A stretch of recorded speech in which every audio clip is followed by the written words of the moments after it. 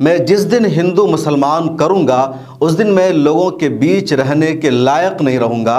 मैं कभी हिंदू मुसलमान नहीं करता हूं, ना करूंगा, ये मेरा वादा है। अब जानते हैं ये किसका बयान है?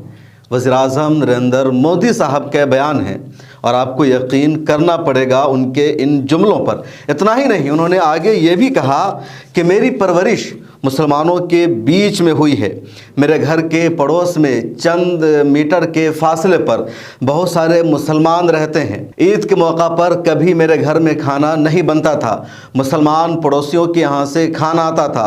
बहुत सारे मुसलमान मेरे दोस्त हैं। ईद पर जो खाना आता था वही हम लोग खाते थे।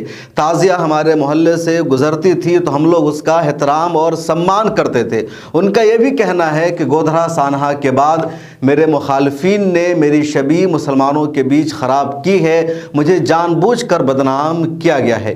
वज़ीर-ए-आज़म नरेंद्र मोदी के इन जुमलों पर आपको यकीन करना पड़ेगा। न्यूज़ 18 के साथ दिए गए एक इंटरव्यू में उन्होंने ये सब कहा है। मुझे भी यकीन नहीं आ रहा था जब सोशल मीडिया पर इस तरह के पोस्टर वायरल हो रहे थे कि मोदी साहब ने ऐसा कहा है, लेकिन जब मैंने इंटरव्यू को सुना देखा तो सच में मोदी ने ऐसा कहा। लेकिन क्या ये वही मोदी है जो कल तक राजस्थान में या बहुत सारी रैलियों में ये कह रहे थे कि मुसलमान घुसपैठिए हैं, मुसलमान बहुत ज़्यादा बच्चे पैदा करने वाले हैं? कांग्रेस पर ये आरोप लगा रहे थे कि कांग्रेस की अगर सरकार बनेगी तो देश की सारी प्रॉपर्टी मुसलमानों को छीन कर दे दी जाएगी। कांग्रेस का कहना है कि इस देश की प्रॉपर्टी पर पहला हक मुसलमानों का है। ये सब मोदी जी कहने वाले हैं। नरेंद्र मोदी ने अपनी एक सभा में यह भी कहा था कि जब तक मैं जिंदा हूं धर्म के नाम पर मुसलमानों को रिजर्वेशन नहीं लेने दूंगा। इस तरह के लगातार उनके बयानात सामने आए और इसी वजह से वो दुनिया भर में जाने जाते हैं। लेकिन वही वज़ीर-ए-आज़म नरेंद्र मोदी साहब ने न्यूज़ 18 के साथ एक इंटरव्यू दिया। रुबिका लियाकत ने उनका इंटरव्यू किया और उस इंटरव्यू में रुबिका लियाकत ने ही ऐसा सवाल किया और उसके जवाब में ये सारी बातें कह रहे हैं। रुबिका लियाकत ने सोशल मीडिया पर, ट्विटर पर एक अलग तारीफ़ की है मोदी साहब की कि बड़े मेहनती हैं, मीडिया से अच्छी तरह बात करते हैं, उनके जैसा कोई प्राइम मिनिस्टर नहीं। हालांकि लोगों ने मैडम को वहीं पर ट्रोल किया और जवाब दिया कि तुमने इसके अलावा और कितने पीएम का इंटरव्यू किया है, ये तो बताओ। एक इंटरव्यू का तुम्हें, एक पीएम का इंटरव्यू करके तुम इस तरह का तज्जिया नहीं कर सकती। लेकिन ये वज़ीर-ए-आज़म नरेंद्र मोदी का बयान है।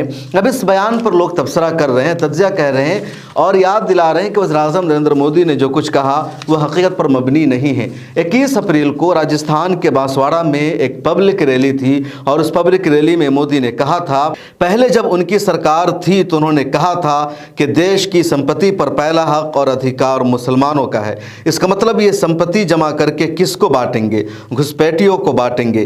क्या आपकी मेहनत की कमाई का पैसा घुसपैठियों को बांटा जाएगा? आपको मंजूर है? ये कांग्रेस का जो घोषणा पत्र है, जो मैनिफेस्टो है, ये मुस्लिम लीग जैसा है और इस तरह की लगातार बातें करते रहे हैं। एक रैली में उन्होंने ये भी कहा कि जब तक मैं जिंदा हूँ धर्म के आधार पर मुसलमानों को रिजर्वेशन नहीं देने दूंगा। उनके लोगों ने कहा कि मुसलमानों को रिजर्वेशन दिया जाएगा दलितों से छीन कर। इसी तरह कहा गया कि मुसलमान देश पर काबिज हो जाएंगे। औरंगजेब की बात की गई, मुगल एम्पायर की बात की गई। दिन रात मुसलमानों के खिलाफ नेगेटिव प्रोपेगेंडा किया गया और आज वज़ीर-ए-आज़म नरेंद्र मोदी ने इस तरह की सफाई दी। सफाई देते हुए पीएम मोदी ने सिर्फ इतना ही नहीं कहा बल्कि आगे उन्होंने ये भी कहा कि जहाँ तक बात है ये कि मैंने कहा कि ज़्यादा बच्चा पैदा करने की, तो इसका मतलब ये नहीं कि मैंने सिर्फ मुसलमानों को कहा बल्कि मैंने गरीब फैमिली का जिक्र किया है, क्योंकि गरीब ज़्यादा बच्चे पैदा करते हैं। उनका खुद कहना है कि मैंने ज़्यादा बच्चे पैदा करने वालों का जिक्र किया है। मैंने न तो हिंदुओं का जिक्र किया है न ही मुसलमानों का न मैंने नाम लिया है। मैंने सिर्फ ये कहा कि आप जितने की देखभाल कर सकते हैं उतने ही बच्चे पैदा कीजिए। ऐसी सूरत हाल पैदा ना करें जहाँ सरकार को देखभाल की परवरिश करने की ज़रूरत पड़े। मेरा ये कहना था।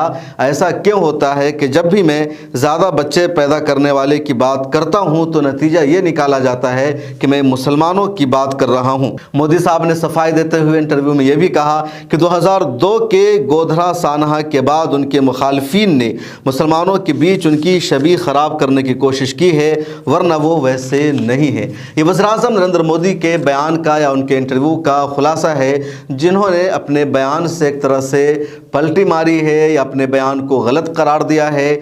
सारे मीडिया वाले लिख रहे हैं कि वज़ीर-ए-आज़म मोदी ने इंटरव्यू में जो कुछ कहा है उनके 21 अप्रैल के राजस्थान में दिए गए बयान से बिल्कुल भी मैच नहीं खाता। उस बयान में सीधे सीधे उन्होंने मुसलमानों का नाम लिया था, आगे घुसपैठिया कहा था, ज़्यादा बच्चा पैदा करने वाला कहा था, और अब वो सफाई दे रहे हैं। सफाई देने की शायद वजह यह हो कि दुनिया भर में बदनामी हुई है, इंटरनेशनल प्रेशर पड़ा है, देश की बदनामी हुई है, इंटरनेशनल मीडिया में बहुत बड़ा मुद्दा बना। और इतना ही नहीं, इलेक्शन कमीशन ऑफ इंडिया ने वज़ीर-ए-आज़म नरेंद्र मोदी के खिलाफ नोटिस भी इशू किया। ये अलग बात है कि इलेक्शन कमीशन ऑफ इंडिया ने पीएम मोदी के उस बयान के बाद जो नोटिस इशू किया था वो पीएम मोदी के नाम इशू करने के बजाय बीजेपी के सदर जेपी नड्डा के नाम नोटिस इशू किया था। लेकिन अहम बात यह है, और कांग्रेस ने भी उसी को मेंशन किया, कि नोटिस इशू किया गया है पीएम मोदी के बयान पर। यह अहम है, अहम यह नहीं है कि नोटिस किसके नाम जारी किया गया है, किसके नाम इशू किया गया है। अब आपको क्या लगता है, पीएम मोदी पहले सच बोल रहे थे या अब सच बोल रहे हैं? वज़ीर-ए-आज़म मोदी जो ये कह रहे हैं कि मुसलमान हमारे बड़े करीबी हैं, मुसलमानों से मुझे ज़रा बराबर कोई नफ़रत नहीं है, मैं कभी हिंदू मुसलमान नहीं करता हूँ, मैं हिंदू मुसलमान के नाम पर वोट नहीं मांगता हूँ, मेरे घर पर ईद के मौका पर मुस्लिम फैमिली से खाने आते थे, हम वही खाते थे, कुछ और हमारे घर में नहीं बनता था। इसमें कहाँ तक आपको सदाकत नज़र आती है? पीएम मोदी ने पहले भी इस तरह की कई सारी बातें की है। आपको याद होगा पिछले साल भी उन्होंने एक मजमून लिखा था, और उस मजमून में उन्होंने अपने एक मुसलमान दोस्त का जिक्र किया था जिसका नाम था अब्बास। लोग आज तक तलाश कर रहे हैं, वेयर इज़ अब्बास, उनके दोस्त कहाँ हैं जो मुसलमान थे। अब्बास अभी तक मिले नहीं। उनकी कुछ फ़ोटो सोशल मीडिया पर ज़रूर वायरल की गई थी। इस वीडियो में इतना ही। कमेंट सेक्शन में अपनी राय ज़रूर लिखिए।